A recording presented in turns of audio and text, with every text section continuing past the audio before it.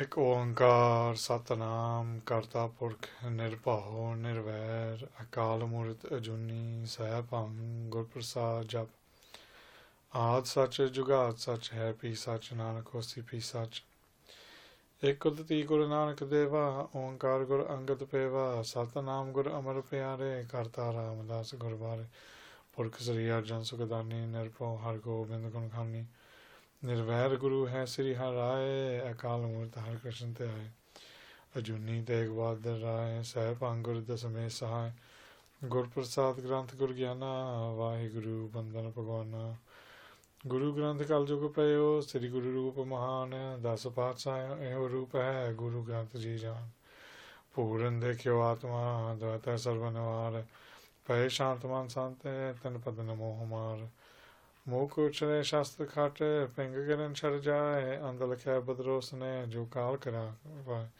कहाँ बुद्ध प्राप्त हमारी बन सके ममा जो तुम्हारी हम ना सकते कैसे तुम्हारी आप ले हो तुम कथा सदारी सो कहो टल गुर सेविय अहनिस सहज सभाए दर्शन परसिय गुरु के जन्म मरण दुख जाए दर्शन परसिय गुरु के जन्म मरण दुख जाए वाहिगुरु सतनाम श्री वाहिगुरु साहिब जी थापिया ना जाए कीता ना होए आपे आप निरंजन सोए जिन से व्या तिन पाया मान नानक गाविए गुणी निदान गाविए सुनिए मन रखिए पाओ दुख पार हर सुख कर ले जाए गुरमुख नादन गुरमुख वेदन गुरमुख रहे समाई गुर ईसर गुर गोरख बर्मा गुर पार्वती माई जे हो जाना आखा नाही कहना कथन न जाई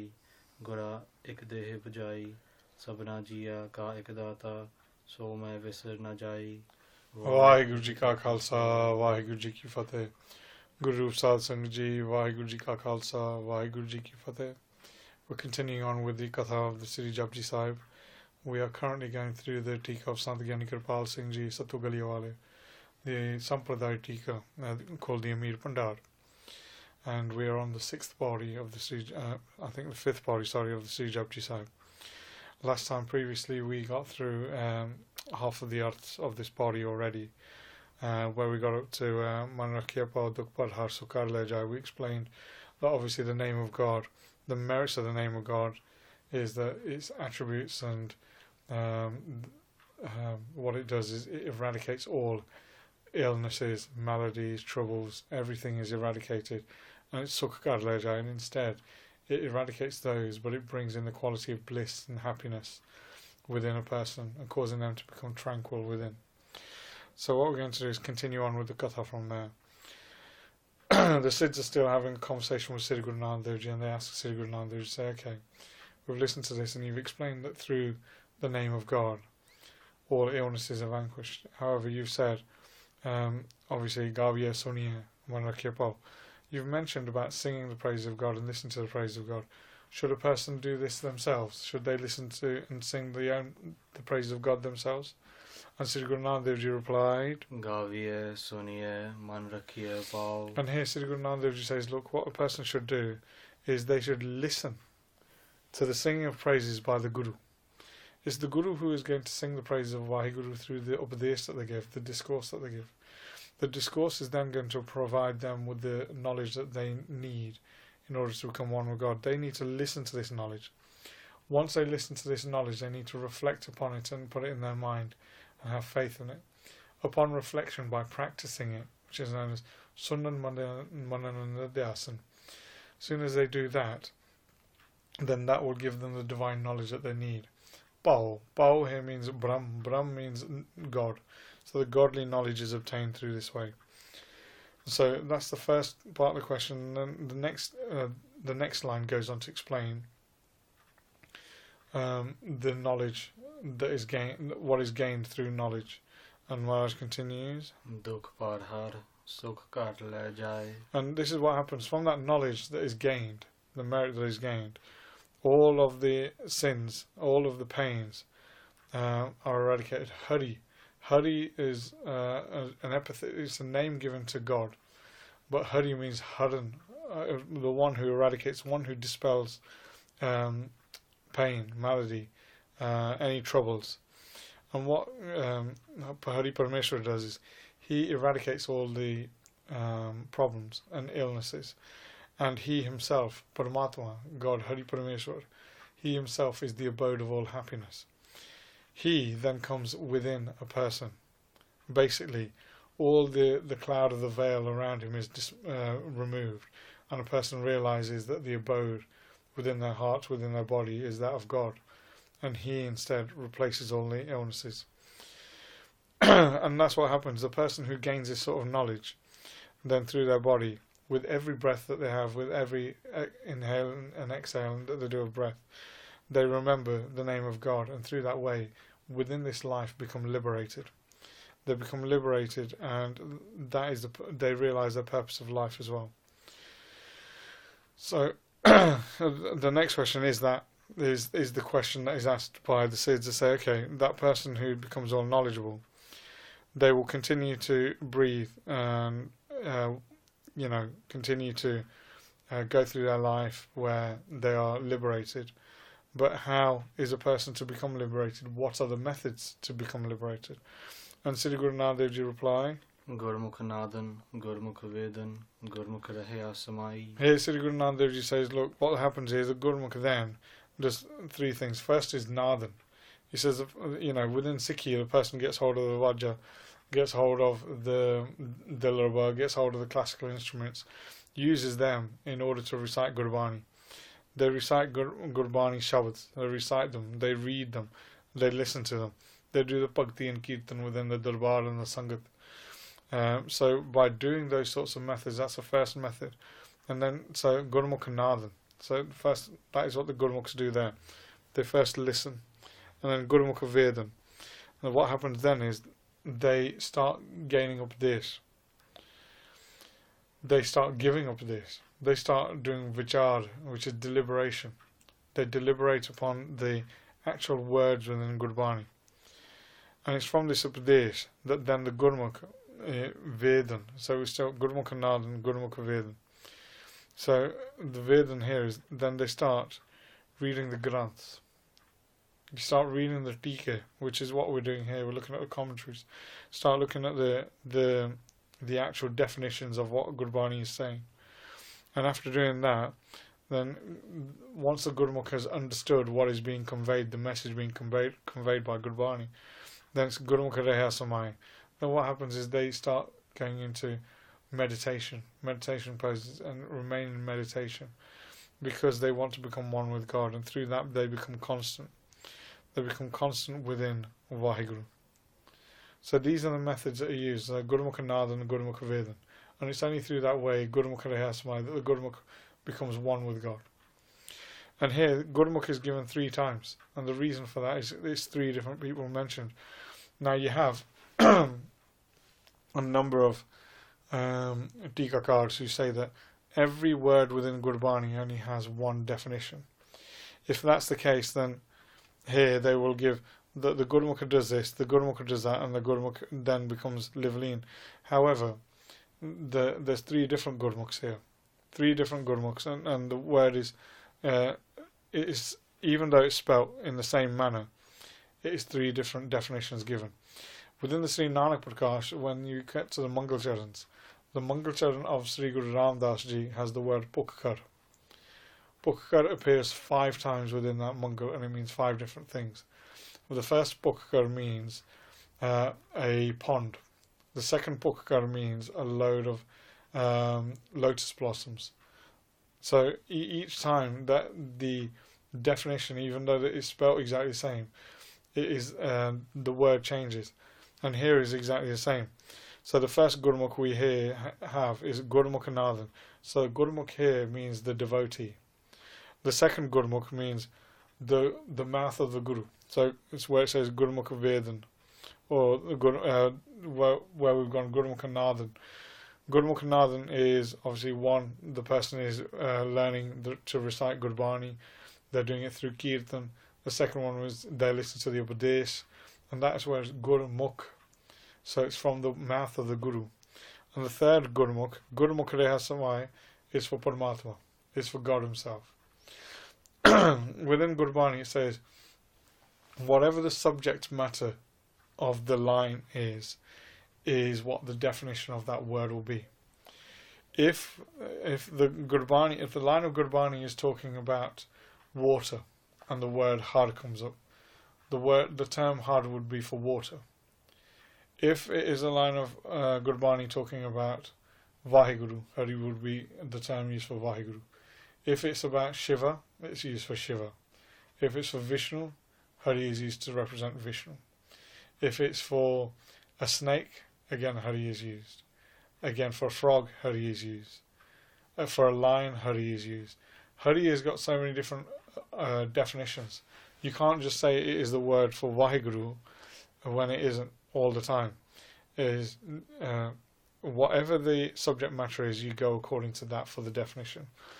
You get poems har bolyo, har sunyo, har gyo, har ke paas, har ko jai milyo, har ut gayo naras.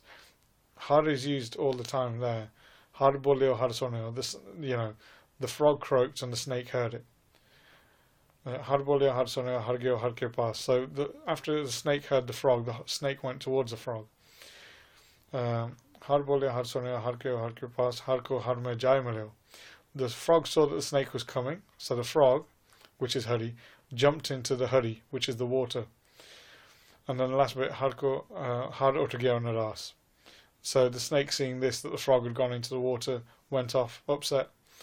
Even though it's the same word said over and over again, the definitions are different. And here is the same, Gurmukhi Nadan, Gurmukhi Vedan, Gurmukhi Reyasamai.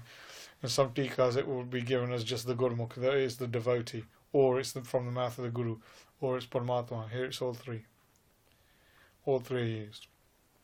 So that's the definition given for that. So what happens then is, the Gurmukh, through the mouth of the Guru, gains the Upadesh, gains Nadan, gains the Upadesh that is given to him.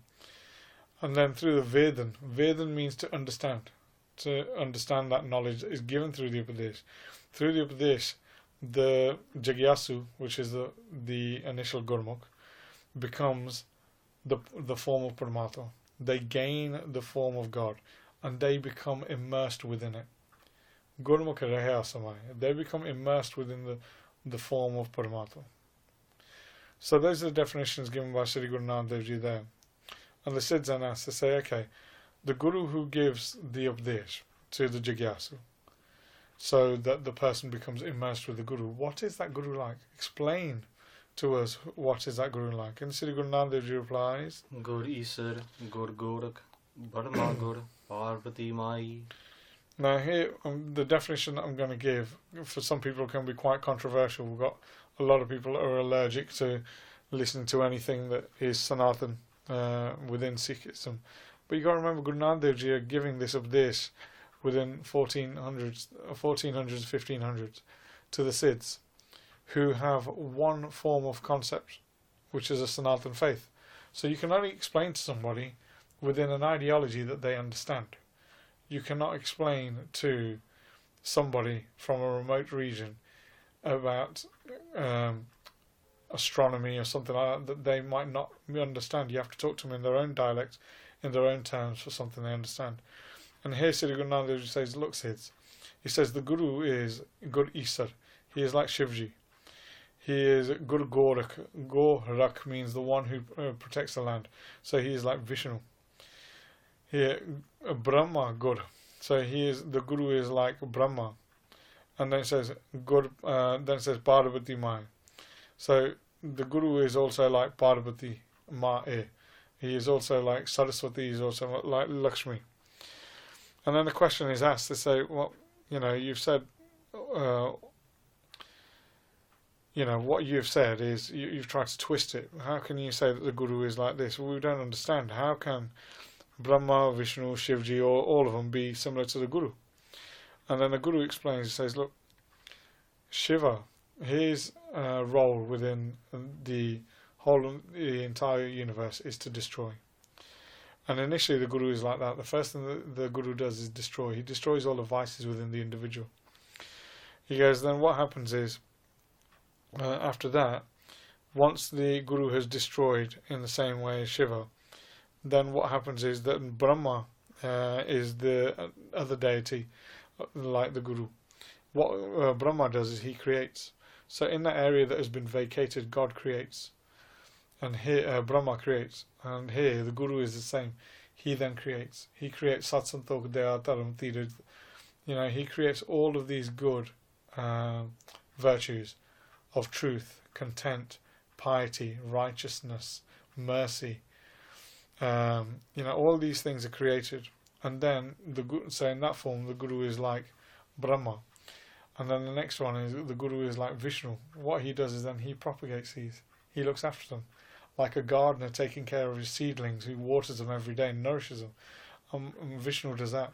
The Guru does exactly the same way. The Guru looks after those little qualities that Brahma has put in there and makes sure that they grow, and make sure your piety increases, your truth increases, everything increases in that manner. So for that reason, they are exactly the same in that way. The Guru is similar to those three deities. And then it says the Guru is like Parvati as well. And Parvati is somebody who had gone through severe austerities, had done some tap in order to become one with the consort of Shiva. She was also testing at all times as well.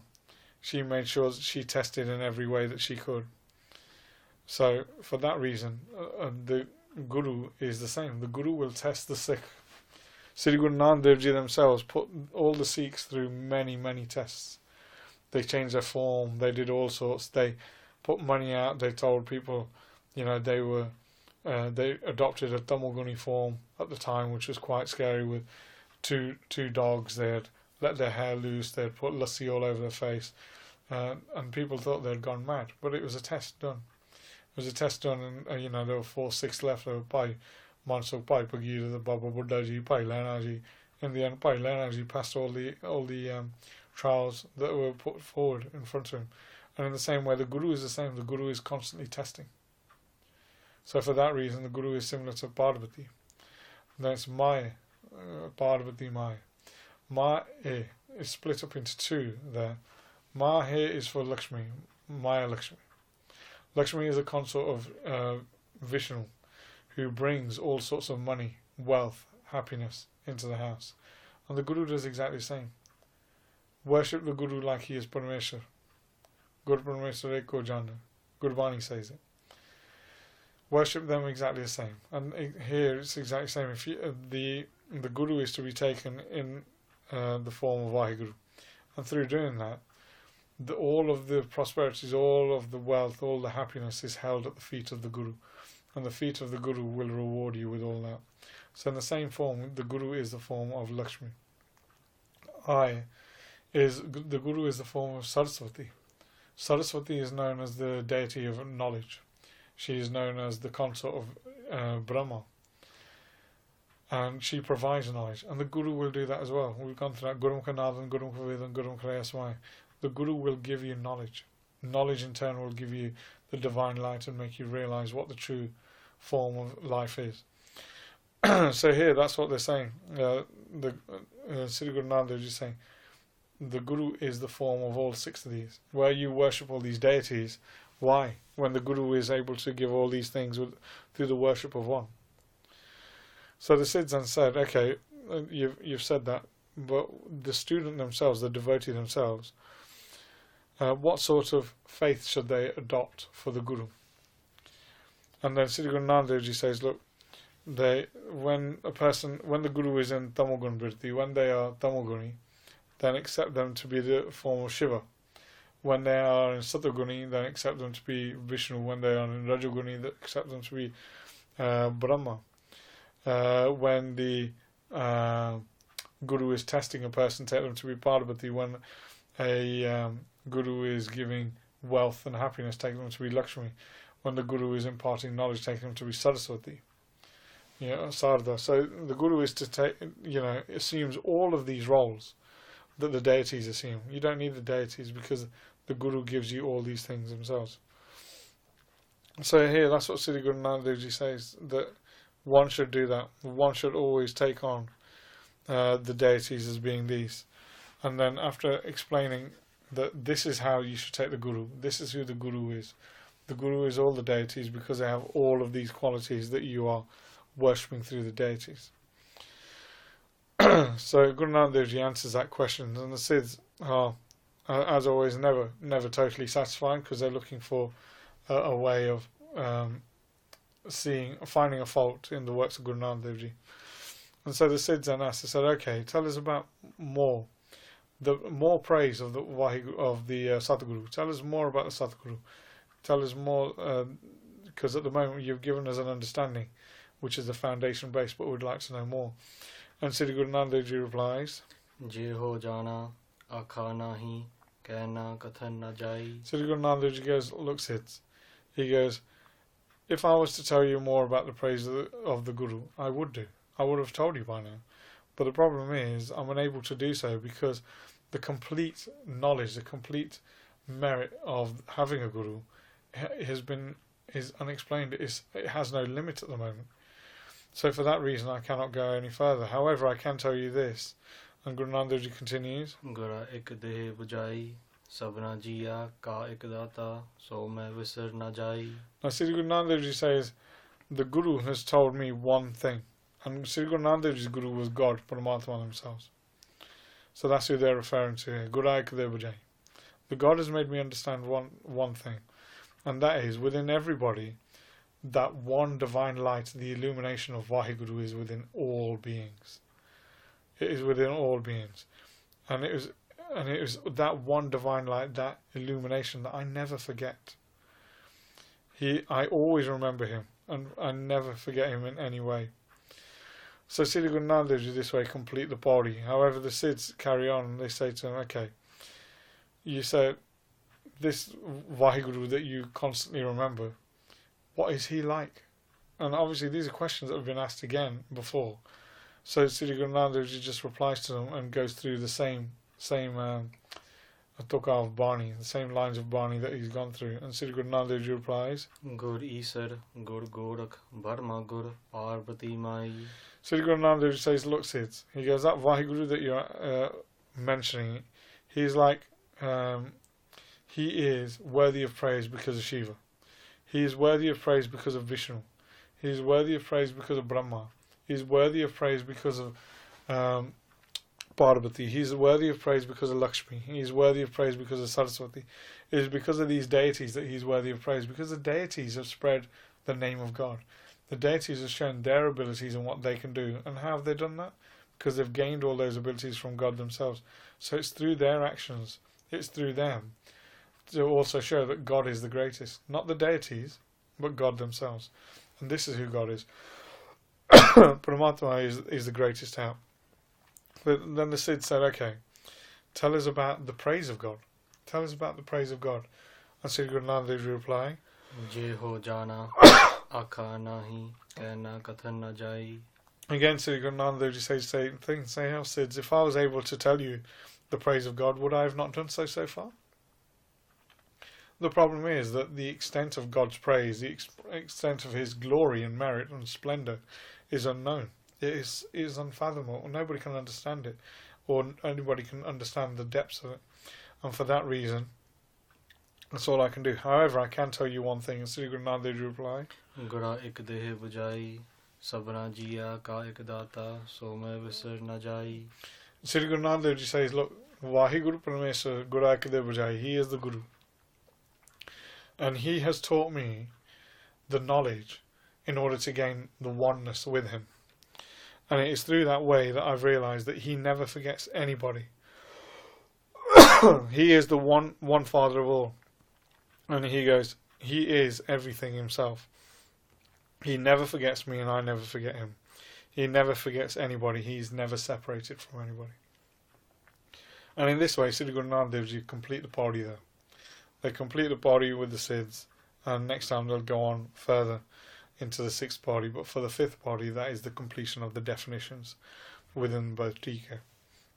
And although there are similarities in both, it is worth understanding the different concepts in both that are explained as well, however small they are. But for this Pauri, Kamalpreet Singh, can we close it please, and we'll start with the next one next time. Thapya na jaye, kita na hoye, ਆਪੇ ਆਪ ਨਿਰੰਜਨ ਸੋਏ। ਜਿਨ ਸੇਵਿਆ ਤਿਨ ਪਾਇਆ ਮਾਨ। ਨਾਨਕ ਗਾਵੀਐ ਗੁਣੀ ਨਿਦਾਨ। ਗਾਵੀਐ ਸੁਣੀਐ ਮਨ ਰਖੀਐ ਪਾਉ। ਦੁਖ ਪਰ ਹਰ ਸੁਖ ਕਰ ਲੈ ਜਾਏ। ਗੁਰਮੁਖ ਨਾਦਨ ਗੁਰਮੁਖ ਵੇਦਨ। ਗੁਰਮੁਖ ਰਹਿਆ ਸਮਾਈ। ਗੁਰ ਈਸਰ ਗੁਰ ਗੋਰਖ ਬਰਮਾ ਗੁਰ। ਪਾਰਬਤੀ ਮਾਈ। ਜੇ ਹੋ ਜਾਣਾ ਆਖਾ ਨਾਹੀ। ਕਹਿਣਾ ਕਥਨ ਨ ਜਾਈ। ਗੁਰਾ ਇਕ ਦੇਹ ਬੁਝਾਈ। ਸਭਨਾ ਜੀਆ ਕਾ ਇਕ ਦਾਤਾ। ਸੋ ਮੈਂ ਵਿਸਰ ਨ ਜਾਈ। ਵਾਹਿਗੁਰੂ ਜੀ ਕਾ ਖਾਲਸਾ ਵਾਹਿਗੁਰੂ ਜੀ ਕੀ ਫਤਿਹ। ਹੇ ਗੋਬਿੰਦ ਹੇ ਗੋਪਾਲ ਹੇ ਦਇਆਲ ਲਾਲ। ਪ੍ਰਾਨਨਾਥ ਅਨਾਥ ਸਕੇ ਦੀਨ ਦਰਦ ਨਿਵਾਰ। ਹੇ ਸਮਰਥ ਅਗਮ ਪੂਰਨ ਮੋਹਿ ਮਇਆ ਤਾਰ। ਅੰਧਕੂਪ ਮਹਾਭਿਆਨ ਨਾਨਕ ਪਾਰਿ ਉਤਾਰ। ਆਏ ਪ੍ਰਭ ਸਰਨਾਗਤੀ ਕਿਰਪਾ ਨਿਧ ਦਿਆਲ। ਏਕ ਅੱਖਰ ਹਰ ਮਨ ਵਸਤ ਨਾਨਕ ਹੋਤ ਨਿਹਾਲ। ਏਕ ਅੱਖਰ ਹਰ ਮਨ ਵਸਤ ਨਾਨਕ ਹੋਤ ਨਿਹਾਲ। ਵਾਹਿਗੁਰੂ ਜੀ ਕਾ ਖਾਲਸਾ ਵਾਹਿਗੁਰੂ ਜੀ ਕੀ ਫਤਿਹ।